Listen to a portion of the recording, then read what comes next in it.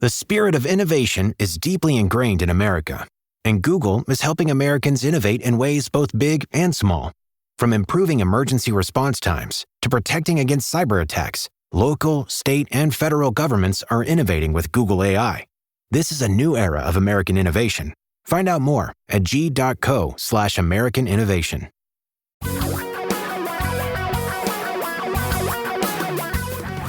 Reality radio for a really great future. We're talking real money. Well, welcome to another question and answer Friday. Q&A Friday. At least it's not Freaky Friday or Freakier Friday. I just went to see the Superman movie because there really aren't any good movies in the theaters, but it was closest we could get.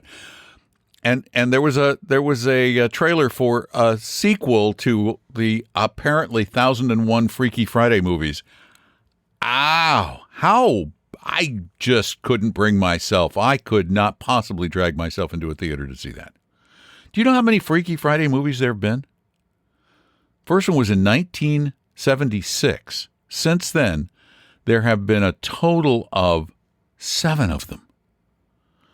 We need original ideas, he says as he gets ready to do another question and answer episode, just like every other question and answer episode, except with different questions, many of which will probably be the same as previous questions. That's kind of the way it works. But I am taking your questions. You sent those questions in. You actually spoke them in at talkingrealmoney.com, and I appreciate you doing that as opposed to typing them, because if it wasn't for you speaking them, I wouldn't be doing this episode, and it's one of my favorite episodes. So send those questions in at talkingrealmoney.com. Click the button that says Contact Us, and then you speak them into your computer or your phone or whatever it is, and then I'll answer them on Fridays. The other ones that you type in, they could get answered anytime. We don't know when those are going to get answered. Tom's in charge of that. I'm in charge of these. So call them in at talkingrealmoney.com, or also another great way to talk to us, not better, but great, is to call us on Saturdays when we can have a conversation. We do a show on Saturdays for 2 hours. The phone number for that is 855-935-TALK, and the times, 3 p.m. to 5 p.m. Eastern every Saturday. So, with that said, let's get to what you came here for, the first question. Hi, Tom and Don. This is Steve from Proctor, Minnesota. Really enjoy your podcast. I listen to it every night. I have a 20-year-old granddaughter who is a college student, and she has a part-time job. I would like to open a Roth IRA for her at Vanguard. I'm looking at VTI or VONG, or do you have any other recommendations I should put the money in? Thank you. Yeah, if you're going with one of those two, then you're chasing what has been hot. VTI is the U.S. market. The VONG is the Russell 1000 Growth Index, just the growth part. So you're chasing the stuff that has done well. And this is one of the biggest problems with looking at recent past performance. And by recent these days, that even means a decade, sometimes 15 years. Long-term has become like 20, 25. But you're chasing again after what's been hot. Nothing wrong with either one of those. They're fine investments. But we believe in a higher level of diversification, and we believe in the longest of long-term data, and that's the stuff that goes back, like 100 years. In fact, it'll be 100 years next year. For which we have data. And that leads me to the more long-term, aggressive, yet more diversified portfolios. And by aggressive, I mean it's because they're in segments of the market that aren't in favor today. Great example. We talked about it recently on the show, is the small cap market. Small caps have been unloved for an incredibly long time. However, long-term, small caps have outperformed larger cap stocks. Value stocks have been out of favor in the short term. Growth has been hot. However, value stocks over the long haul have outperformed growth. Now, we're not saying focus entirely on value, focus entirely on small. We're saying have all of them with a little bit more emphasis on the small and the value, since they've shown longer term potential outperformance.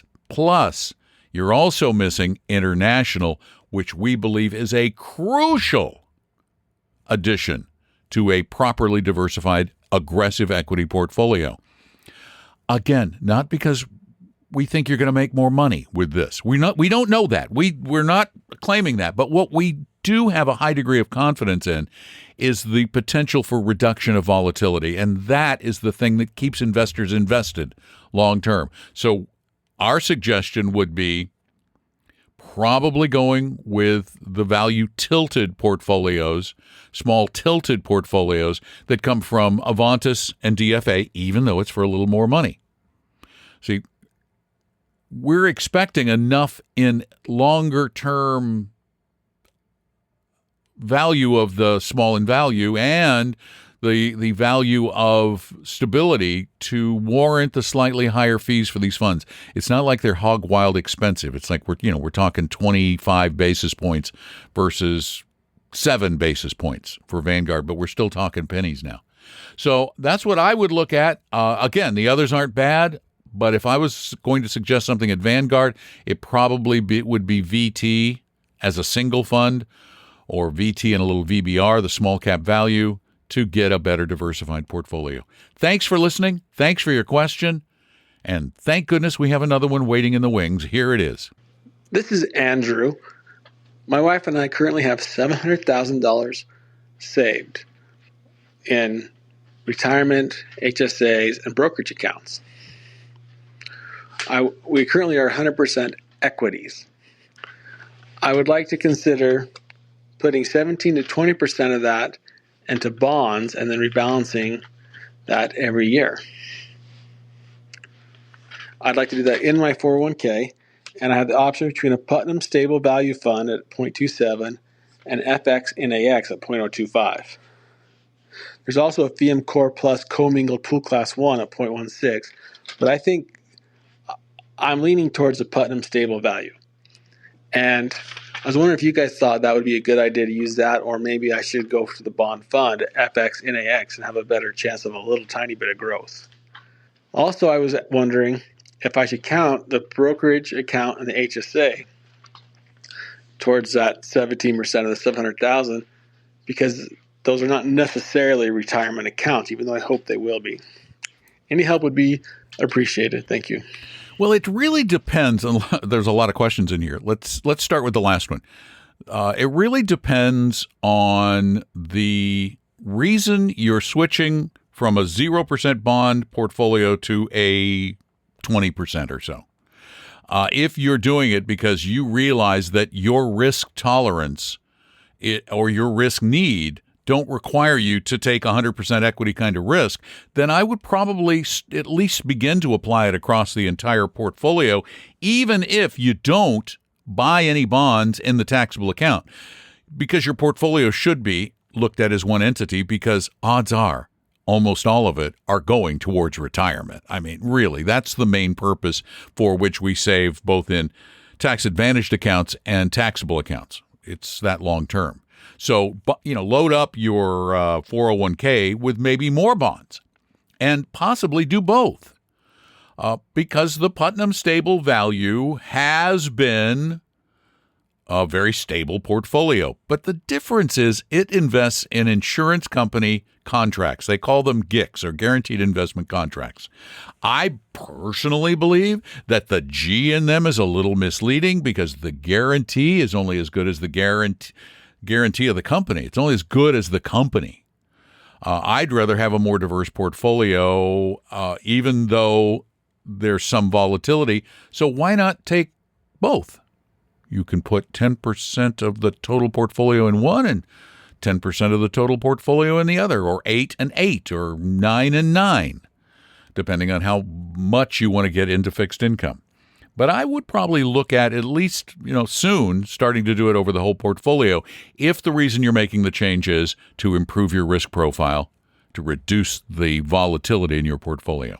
Thank you for your question. Remember, you can call your question in at talkingrealmoney.com. Just use the contact form and either type it or speak it. The speak it ones go to the Friday podcast, the Q&A podcast, most of the time. Every once in a while, typed one gets in. The typed ones get in when Tom and Roxy do, a Q&A Friday show.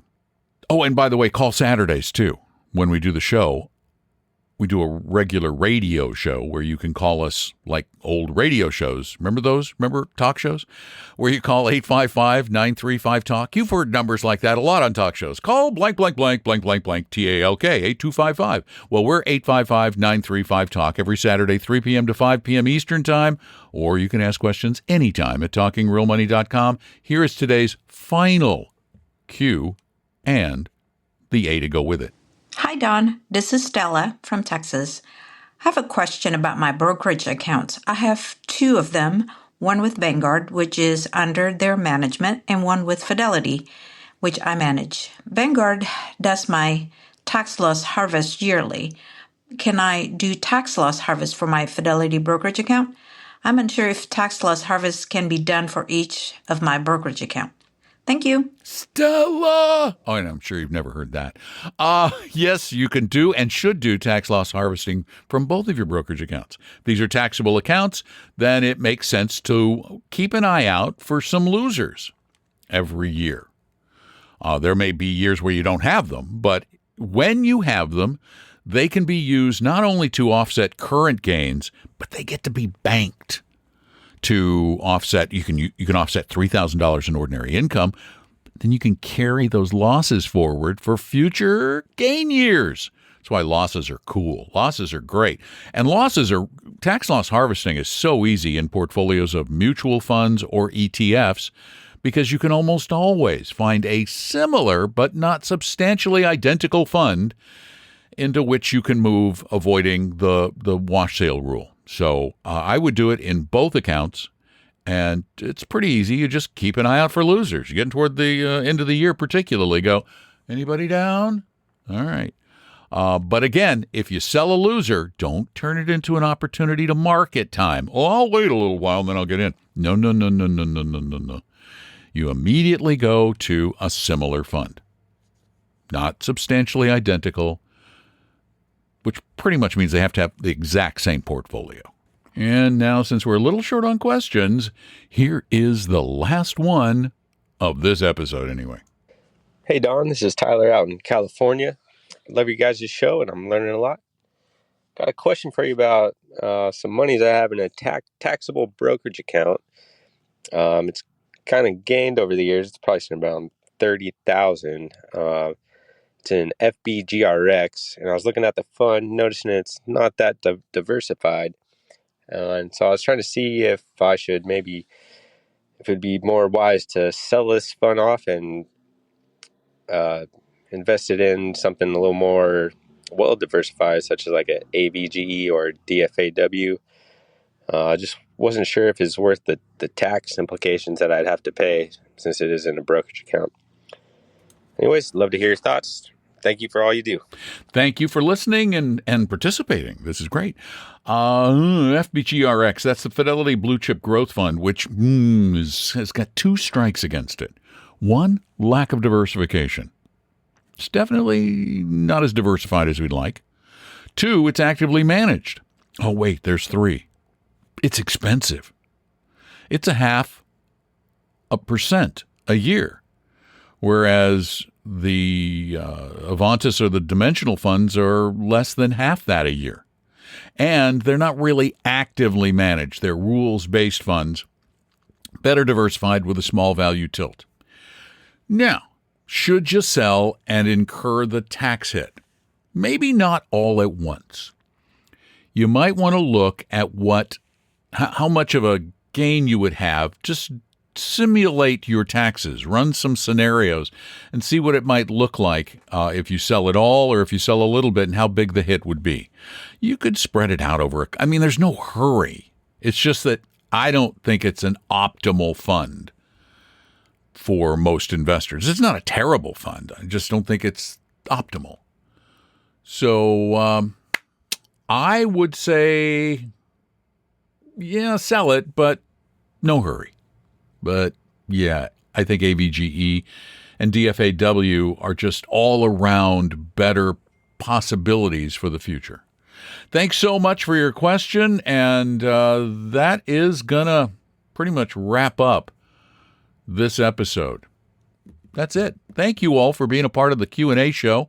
Every Friday we do some sort of Q&A thing, unless it's a holiday. And please send your questions in at talkingrealmoney.com using the contact form. Call them in on Saturdays at 855-935-TALK between noon to 2 Pacific, 3 to 5 Eastern.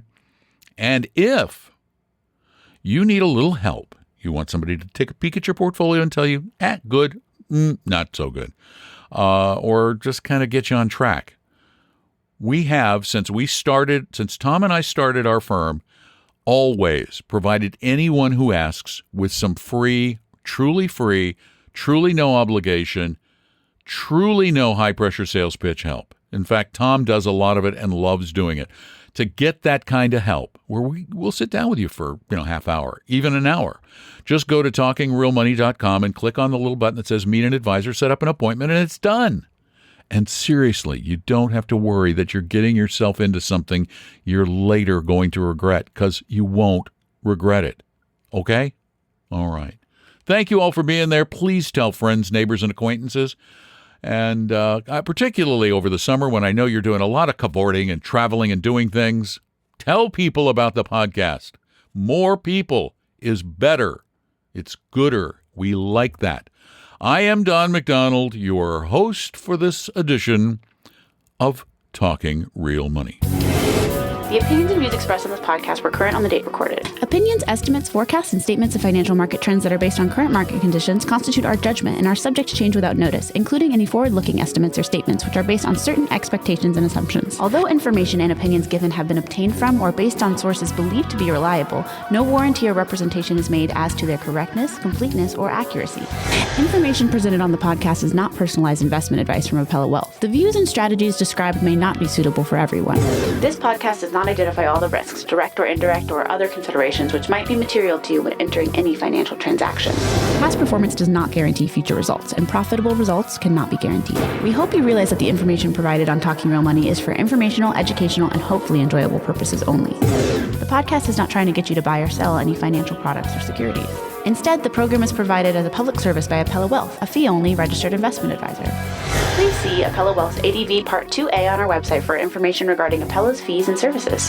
Appella Capital, LLC, DBA Appella Wealth, is an investment advisory firm registered with the Securities and Exchange Commission. The firm only transacts business in the states where it is properly registered or excluded or exempt from registration requirements. Registration with the SEC or any state securities authority does not imply a certain level of skill or training. Appella does not provide tax or legal advice, and nothing either stated or implied here should be inferred as providing such advice.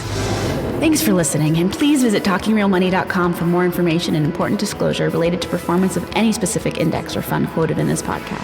And the lawyers get richer.